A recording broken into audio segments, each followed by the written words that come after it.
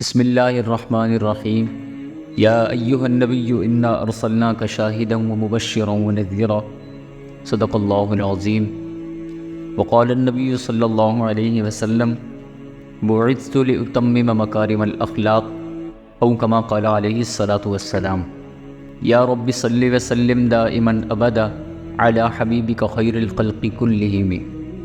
رسول کائنات، فخر موجودات، امام الانبیاء حضرت محمد مصطفیٰ احمد مجتبیٰ صلی اللہ علیہ وسلم کو اللہ رب العزت نے نسل انسانی کے لیے نمونہ کاملہ اور اسوہ حسنہ بنایا ہے۔ آپ صلی اللہ علیہ وسلم کے طریقے کو فطری طریقہ قرار دیا ہے۔ محسن انسانیت صلی اللہ علیہ وسلم کے معمولات زندگی ہی قیامت تک کے لیے شعار اور معیار ہیں۔ یہی وجہ ہے کہ سیرت النبی صلی اللہ علیہ وسلم کا ہر گوشہ تابناک اور ہر پہلو روشن ہے۔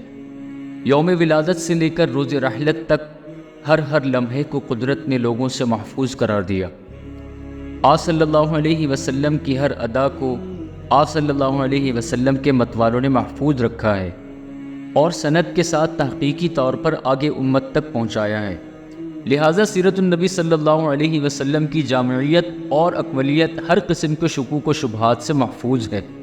دنیا انسانیت کسی بھی عظیم المرتبت ہستی کے حالات زندگی، معمولات زندگی، انداز و اطوار، مزاج و رجحان، حرکات و سکنات، نشست و برخاست اور عادات و خیالات اتنے کامل اور مدلل ترقی پر نہیں ہیں جس طرح کہ حضرت محمد مصطفیٰ صلی اللہ علیہ وسلم کا ایک ایک جزیہ اس کو محفوظ کیا گیا، یہاں تک کہ آپ سے متعلق افراد اور آپ صلی اللہ علیہ وسلم کے متعلق اشیاء کی تفصیل بھی سند کے ساتھ تاریخ اور سیرت میں موجود ہے۔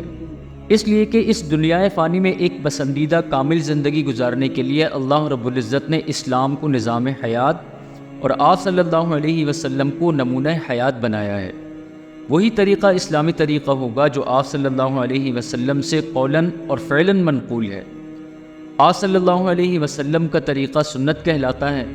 آپ علیہ السلام نے فرمایا من رغب عن سنتی فلیس منی، جس نے میرے طریقے سے اعراض کیا وہ مجھ سے نہیں ہے۔ عبادات اور طاعات سے متعلق آپ کی سیرت طیبہ، عادات شریفہ پر برابر لکھا اور بیان کیا جا رہا تھا، بیان کیا جا رہا ہے اور بیان کیا جاتا رہے گا۔ دنیا میں ہر لمحہ، ہر آن آپ صلی اللہ علیہ وسلم کا ذکر خیر کہیں نہ کہیں ضرور ہوتا ہے اور ہوتا رہے گا۔ آپ صلی اللہ علیہ وسلم کی سیرت طیبہ سنائی اور بتائی جاتی رہے گی۔ پھر بھی سیرت النبی صلی اللہ علیہ وسلم کا عنوان کبھی بھی پرانا نہیں ہوگا۔ یہی معجزہ ہے آپ صلی اللہ علیہ وسلم کی سیرت کا اور یہی تفسیر ہے وَرَفَعْنَا لَكَ ذِكْرَكَ کی۔ صحابہ کرام رضوان اللہ علیہم اجمعین کی دنیا اور آخرت میں کامیابی اور سرفرازی کا عنوان اتباع سنت ہے۔ یہی اتباع ہر دور، ہر زمانے میں سربلندی اور خوش نصیبی کی کنجی ہے۔ اگر کسی کو عہد رسالت نہ مل سکا تو پھر ان کے لیے عہد صحابہ معیار عمل ہے، کیونکہ صحابہ کرام رضوان اللہ علیہم اجمعین کی پاکیزہ جماعت سیرت النبی صلی اللہ علیہ وسلم کا عملی پیکر ہے۔ ہر طرح سے پرکھنے جانچنے کے بعد ان کو نسل انسانی کے ہر طبقے کے واسطے ایمان و عمل کا معیار بنایا گیا ہے۔ خود اللہ کے رسول صلی اللہ علیہ وسلم کی ان کی تربیت فرمائی اور اللہ رب العالمین نے ان کے عمل و کردار، اخلاق و اطوار، ایمان و اسلام اور توحید و عقیدہ، صلاح و تقوی کو بار بار پرکھا، پھر اپنی رضا و پسندیدگی سے ان کو سرفراز فرمایا۔ کہیں فرمایا اولئک الذین امتحن اللہ قلوبہم للتقوی، کہ یہی لوگ ہیں جن کے دلوں کے تقوی کو اللہ تعالیٰ نے جانچا ہے۔ کہیں فرمایا آمنوا کما آمن الناس، کہ اے لوگوں ایسا ایمان لاؤ جیسا کہ محمد صلی اللہ علیہ وسلم کے صحابہ ایمان لائے۔ تو کہیں فرمایا اولئک هم الراشدون، کہ یہی لوگ ہدایت یافتہ ہیں۔ یہ سب اس لیے کہ سیرت النبی صلی اللہ علیہ وسلم کا عکس جمیل تھے۔ ان کے عبادات میں نہیں بلکہ چال ڈھال میں بھی سیرت النبی صلی اللہ علیہ وسلم کا نور جھلکتا تھا۔ یہی سبب ہے کہ خود آپ صلی اللہ علیہ وسلم نے فرمایا اصحابی کالنجوم بأیہم اقتدیتم اہتدیتم، میرے صحابہ ستاروں کی مانند ہے، جن سے بھی اقتداء و محبت کا تعلق جما لوگے ہدایت پاؤ گے۔ کیونکہ صحرا جنگل میں سفر کرنے کے لیے، سمت معلوم کرنے کے لیے ستاروں کی رہنمائی حاصل کی جاتی ہے، اس لیے صحابہ کرام رضوان اللہ علیہم اجمعین کو ستاروں سے تشبیہ دی گئی کہ وہ نفوس قدسیہ شرک و کفر کے صحرا میں مینارہ ایمان ہیں۔ یہ بات مسلم ہے کہ دنیا کی تمام اقوام اپنے رہنماؤں کی سیرت و کردار سے سبق حاصل کرتی ہیں، اور ہر قوم کی ایک فکر اور ایک رہنما ہوتا ہے۔ نبی کریم صلی اللہ علیہ وسلم تمام دنیا کے انسانوں کے لیے مینارہ نور ہیں۔ اللہ تعالیٰ نے آپ صلی اللہ علیہ وسلم کو رحمت للعالمین بنا کر کے بھیجا، گویا کہ تمام انسانیت کے لیے رحمت پر مبنی نظام بنانا آپ صلی اللہ علیہ وسلم کی نمایاں ترین خصوصیت اور اعلیٰ ترین کارنامہ ہے۔ آپ صلی اللہ علیہ وسلم کی سیرت سے بالعموم تمام انسانوں کا رہنمائی لینا کامیابی کی ضمانت ہے۔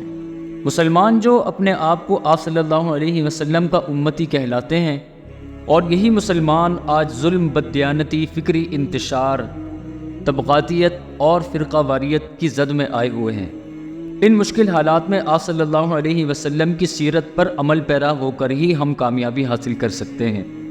آپ صلی اللہ علیہ وسلم نے کن مشکل حالات میں جد و جہد کر کے انسانوں کو غلامی سے نجات دلائی اور ترقی اور کامیابی کی راہ پر گامزن کیا، آج اس بارے میں سوچنے اور فکر کرنے کی ضرورت ہے، اور سیرت نبوی صلی اللہ علیہ وسلم کا مطالعہ کر کے اس کے مطابق اپنی زندگیاں اس میں ڈھالنے کی ضرورت ہے۔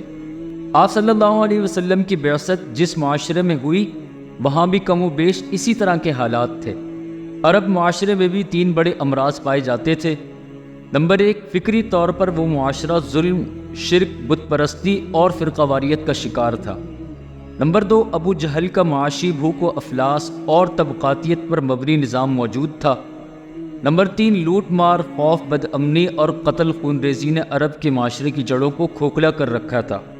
قرآن کریم نے سورۃ النحل میں انسانی معاشروں کے تجزیے کے معیار اور اصول واضح کیے کہ وہ معاشرہ مثالی اور ترقی یافتہ ہوگا کہ جس میں عدل و انصاف، امن اور معاشی اطمینان یعنی خوشحالی ہوگی، اور زوال پذیر معاشرے کی علامات بھی بتائیں کہ وہاں ظلم، بھوک اور خوف ان کا لباس بن چکا ہوگا۔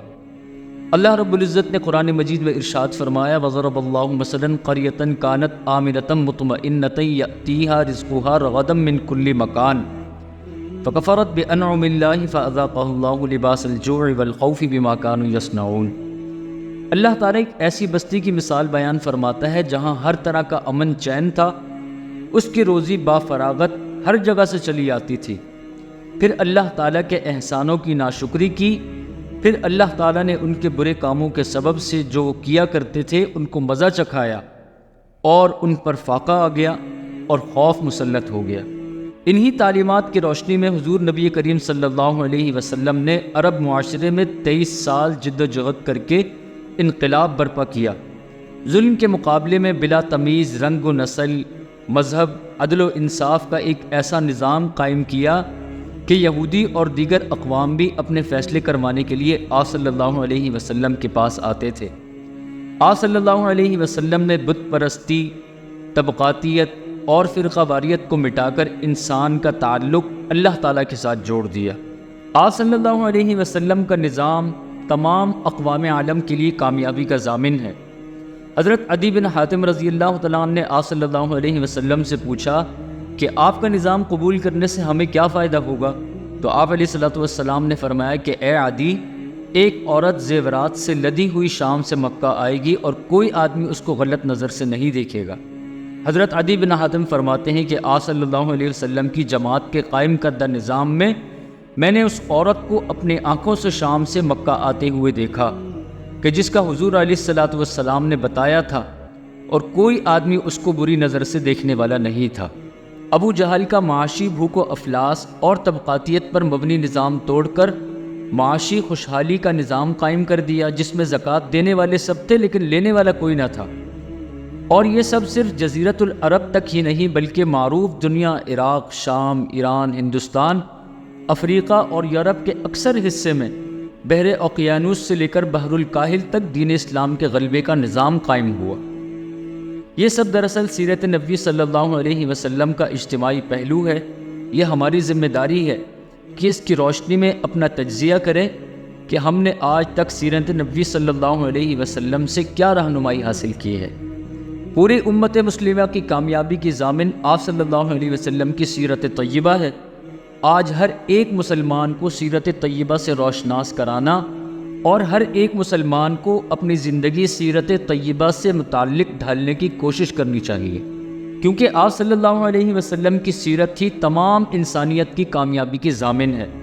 آپ صلی اللہ علیہ وسلم کے ساتھ تعلق صرف انسانوں کا ہی نہیں بلکہ ان مخلوقات کا بھی ہے کہ جو شعوری طور پر ہمیں نظر نہیں آتی یا جن کا ہم ادراک نہیں کر سکتے، ہم ان کو محسوس اور دیکھ نہیں سکتے، ان کا بھی تعلق آپ صلی اللہ علیہ وسلم کے ساتھ ہے۔